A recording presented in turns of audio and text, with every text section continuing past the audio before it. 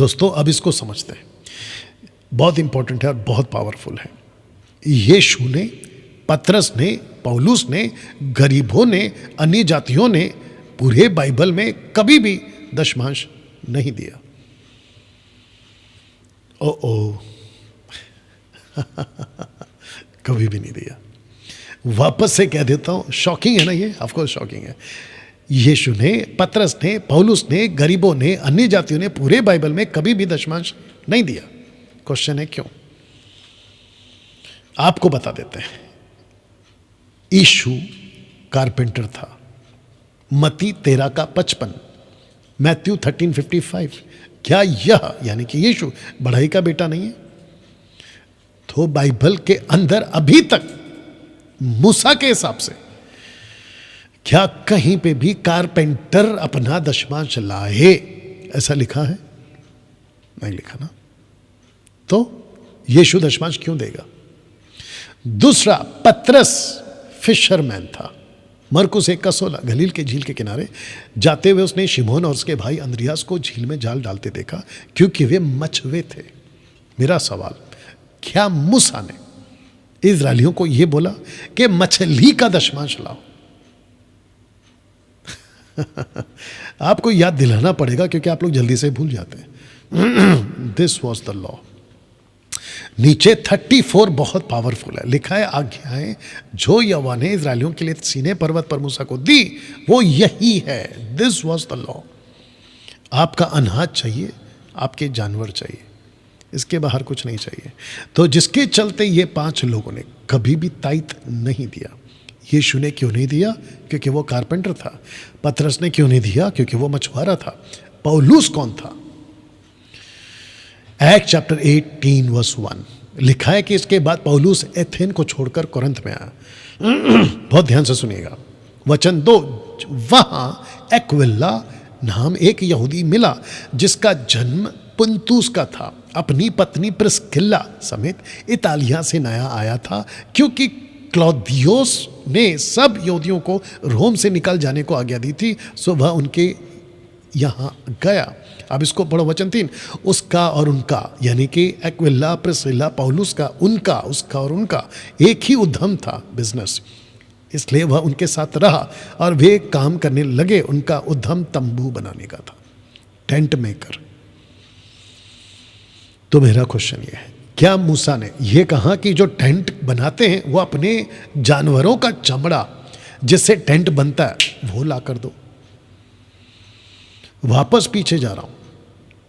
इनमें से किसी ने, अभी तक 3 बता चुका, 2 बताऊंगा, ताइत नहीं दिया।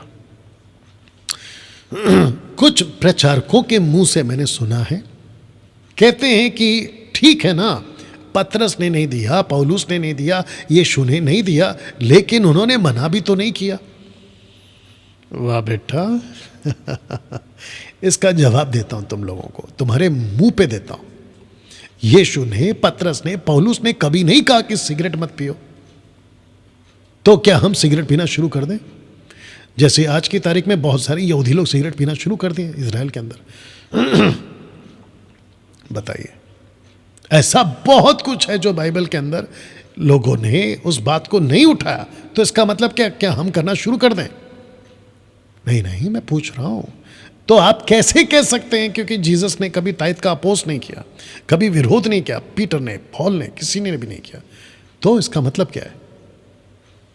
और यह भी तो पॉसिबिलिटी है ना कि जो चीज लिखा है वो हम तक पहुंची है, लेकिन वहां बहुत कुछ सिखाया गया है जो इसमें नहीं लिखा है, फिर उसका क्या करें? और ये तो बच्चा भी समझ जाएगा, बच्चा, कि जिस चीज का जिक्र नहीं है उसके ऊपर बात करना क्या। इसको कहते हैं ना कि जिस गांव को जाना नहीं है वो गांव का एड्रेस क्यों पूछना है? जो अपने को बस पकड़नी नहीं है वो बस का एड्रेस क्यों पूछना है? हद है यार तुम्हारी। तो यीशु ने दशमांश नहीं दिया, क्यों? क्योंकि वो कारपेंटर था। पीटर ने नहीं दिया, क्यों? क्योंकि वो मछुआरा था। पौलुस ने नहीं दिया, क्यों? क्योंकि वो टेंट मेकर था। अब बात करते हैं क्या कहते हैं इस विधवा की, गरीबों की, ओके, ऊपर लिखा है फ्री विल ऑफरिंग, आप देख लीजिएगा। मरकुस की किताब उसका 12 का 41-44 लिखा है, 41 से 44 इनफैक्ट लिखा है कि वह मंदिर के भंडार के सामने बैठकर देख रहा था। आप ये देख सकते हैं चित्र, यीशु वहाँ पर बैठकर देख रहा है, ठीक है ना, पिक्चर में, आपको रियलिटी में ये नहीं है, मतलब ऐसा ही दृश्य वो नहीं बोल रहा हूँ, ये घटना घटी है, ये 100% है। लिखा है कि सामने बैठकर देख रहा था कि लोग मंदिर के भंडार में किस प्रकार के पैसे, नॉट सीड, नॉट एनिमल्स, मूसा के हिसाब से नहीं, तो पैसे, तो वहां पर एक बक्सा होता होगा जो मूसा के हिसाब वाला नहीं है, लेकिन कलेक्ट करते थे, कलेक्शन लेते थे। लिखा है कि पैसे डालते हैं, और बहुत धनवानों ने बहुत कुछ डाला पैसे। इतने में एक कंगाल विधवा ने आकर, गरीब कंगाल विधवा ने आकर 2 दमड़ियां जो एक अधेल के बराबर होती है डाली। वचन 43, तब उसने अपने चेलों को पास बुलाकर उससे कहा कि मैं तुमसे सच कहता हूं कि मंदिर के भंडार में डालने वालों में से इस कंगाल विधवा ने सबसे बढ़कर डाला। क्यों? क्योंकि सबने अपने धन की बढ़ती में से डाला, परंतु इसने अपनी घटी में से जो कुछ उसका था, अर्थात अपनी सारी जीविका डाल दी। इसको क्या कहते हैं? इसको ताइथ नहीं कहते, इसको कहते हैं फ्री विल ऑफरिंग। अपनी मर्जी से जितना डाल सकते हो डालो, जितना दे सकते हो दो। ये मैसेज यहां से आता है, मेरे को नहीं समझ में आता है। फिर कुछ चर्चों में ये कानून कैसे बन गया, बहुत ध्यान से सुनना। कुछ चर्चों में ये कानून कैसे बन गया कि जब तक तुम अपनी तनख्वाह का उस हिस्सा 1,000, 2,000, 5,000, 10,000 ये नहीं डालोगे, आपको आशीष नहीं है, नंबर 1। दूसरा, उनको धमकी देते कि तुमको चर्च से निकाल देंगे। मैंने कल भी बोला था, आज भी बोलूंगा, तुम्हारे बाप का राज है, तुम उनको चर्च से निकाल दोगे? ऊपर का बाप बैठा सब देख रहा है तुम्हारे नाटक। सो बी केयरफुल, बच के रहो, नहीं तो खूब डंडे पड़ेंगे तुम लोगों को। डैनियल भाई, आप इतना सख्त बात क्यों करते हैं? इनकी हरकतें कौन सी है फिर, वो भी देखो ना। ये है 5वां कैटेगरी। अन्य जातियों ने कभी भी मंदिर में दशमांश नहीं दिया था, और ना ही यहोवा ने उनको कभी बोला था। क्यों? क्योंकि अन्य जाति का पैसा, अन्य जाति का अर्पण, अन्य जाति का कुछ भी परमेश्वर को नहीं चाहिए था। ओल्ड टेस्टमेंट की बात कर रहा हूं, आज की नहीं, ओल्ड टेस्टमेंट की बात कर रहा हूं। तो वापस बता दूं, ना पतरस ने, माफ करना, ना यीशु ने, ना पतरस ने, ना पौलुस ने, ना विधवाओं ने, गरीबों ने, और ना ही किसी अन्य जाति ने कभी ताइद दिया था, नहीं दिया था। ताइद का जो कॉन्सेप्ट है वो सिर्फ और सिर्फ एक कौम के लिए है, और वो है पर्टिकुलरली इजरायलियों के लिए। दूसरा था लेवियों के लिए। दैट्स इट, फिनिश, वहीं पे खत्म हो गया चैप्टर। अब आप ही बताइए, स्कैंडल चल रहा है कि नहीं दशमांश के नाम पर? इसलिए ये फोटो रखा हूं, मलाकी 3:10 का डर और लालच का स्कैंडल। वाह दोस्तों, कैसा लग रहा है अभी तक? मेरा सवाल उन सब सेवकों से जो दशमांश लेते हैं, are you ready for this? और खास करके भारत के सभी पास्टरों से यह सवाल है मेरा सवाल उन सब सेवकों से जो दशमांश लेते हैं, आप खुद लिए हुए दशमांशों का दशमांश क्यों नहीं देते? आप दशमांश तो लेते हो क्योंकि वो कॉन्सेप्ट ओल्ड टेस्टमेंट का, इसलिए तुम लेते हो। तो ओल्ड टेस्टमेंट के हिसाब से अगर आप, जो कि तुम नहीं हो, खुद को याजक के लेवल पे ला रहे हो, लेवी के लेवल पे ला रहे हो, तो मेरा क्वेश्चन ये है कि आपके दशमांशों का दशमांश कहाँ है और किसको देते हो? ये था रूल, ये था रूल, दशमांशों का दशमांश। वाह, आपके पास इसका जवाब है सेवकों, पास्टरों, अपोस्तलों, सब इकट्ठा कर रहे हो, सब इकट्ठा कर रहे हो, लेकिन दशमांशों का दशमांश कहां पर है? और यही वजह है मसीह मंथन बैठक। आप लोगों से डैनियल राज दशमांश नहीं लेता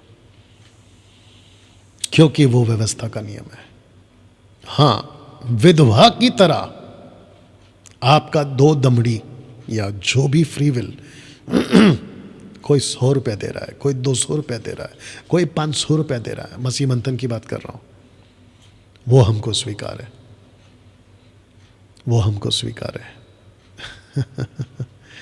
तो जिसके चलते मेरा ये सवाल था, आप लोगों का दशमांश किधर है? तो जितने चर्च के मेंबर अभी मुझे देख रहे हैं, यहां पे 313 है,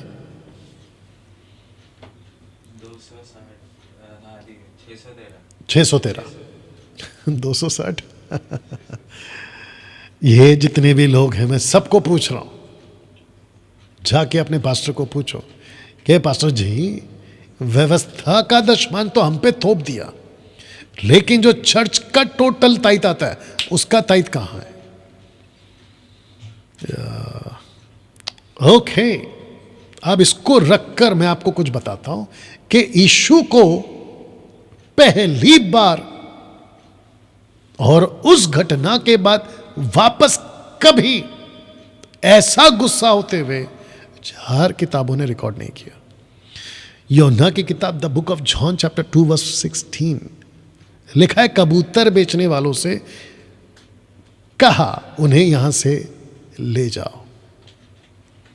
मंदिर के अंदर जो बिजनेस चल रहा था, यीशु ने रस्सियों का कोड़ा बनाकर, माफ करें, उनको वहां से मार भगाया, और फिर कहता है कि मेरे पिता के भवन को व्यापार का घर मत बनाओ।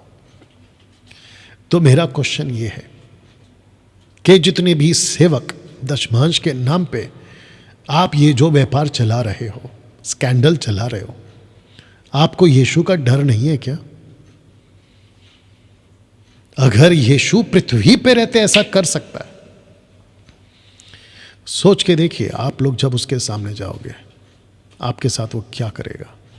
इसलिए तो लिखा है ना मत्ती 7 का 21, 22, 23 में, मैं तुमको नहीं जानता। वजह क्या है? कहीं हो सकती है, और ये भी एक हो सकता है, हमने तो भविष्यवाणी की, प्रभु चमत्कार किए, दुष्ट आत्मा निकाले, भला डब्बे में डालो, तुमको नहीं पहचानता।